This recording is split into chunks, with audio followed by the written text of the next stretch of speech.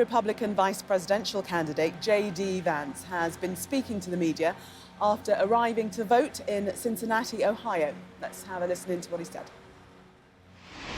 We do expect to win, but obviously no matter who wins, half the country, as you said, is going to be at least partially disappointed. I think my attitude is the best way to heal the rift in the country is to try to govern the country as well as we can, create as much prosperity as we can for the American people, and remind our fellow Americans that we are all fundamentally on the same team however we voted. I certainly hope you vote for Donald J. Trump today. I think that his policies are going to promote peace and prosperity for our citizens. But if you vote the wrong way, in my view, I'm still going to love you. I'm still going to treat you as a fellow citizen. And if I am lucky enough to be your vice president, I'm going to fight hard for your dreams and for your family over the next 4 years. We ought to argue, disagree about, persuade each other about politics. That's part of the natural process.